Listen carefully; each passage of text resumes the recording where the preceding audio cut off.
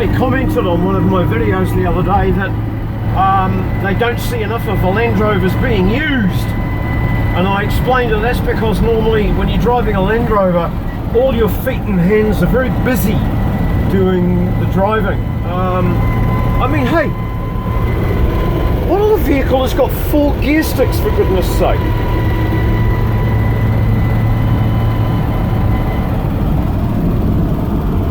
Right. Now, it was along here somewhere I was supposed to be, up there where that grey ute is. She said the chain might be across the driveway. Let's see what happens when I get here. Because today's Sunday, nobody else is working, only me. Oh no.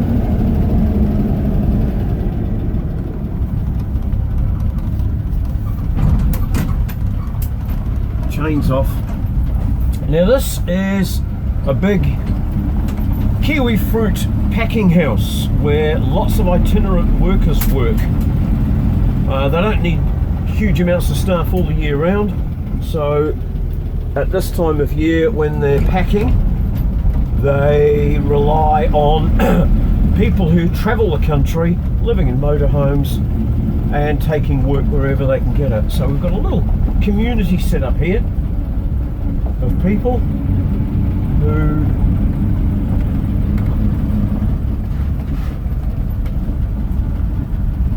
come to work here for 3 or 4 months. Oh, and here's my job. Here's Ron, busy pulling it to bits for me. That's great. He's a happy bloke. Hey mate. What I'll do is I'll back in because this is my toolbox.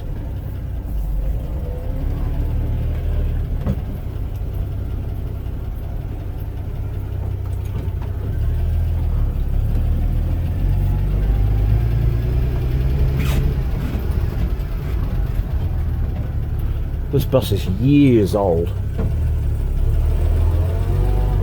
but they keep it in lovely condition. And what we've had at the front is a certificate of fitness fail, and it needs some new structural steel welding into the front. So that's my job for the day.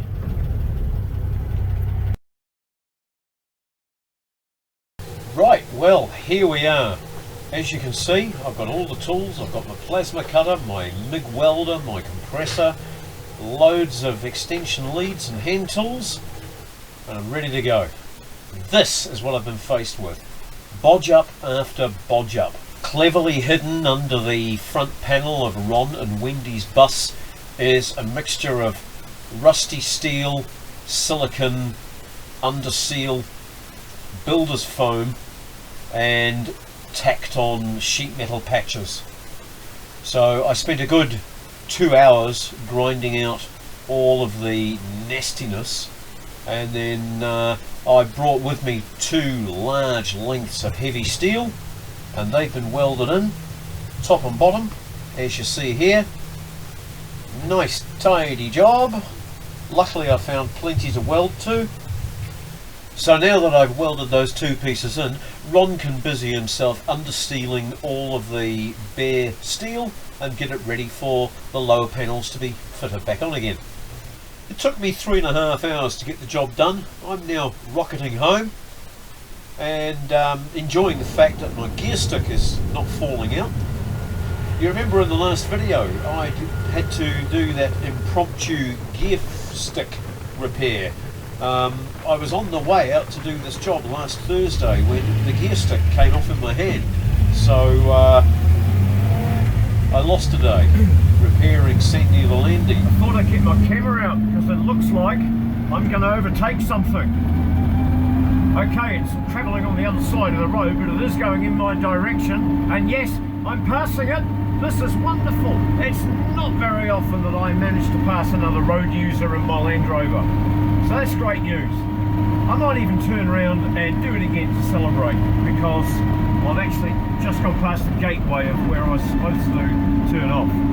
So thanks for coming out on a Sunday drive with me. Nice to earn a few bucks while I'm out having a drive. And thanks for watching the video. If you liked what you see, You can always hit the subscribe button below, and while you're down there, hit the like button, and I'll catch you in the next video. See you next time on Tiny House and Off-Grid Resources from New Zealand.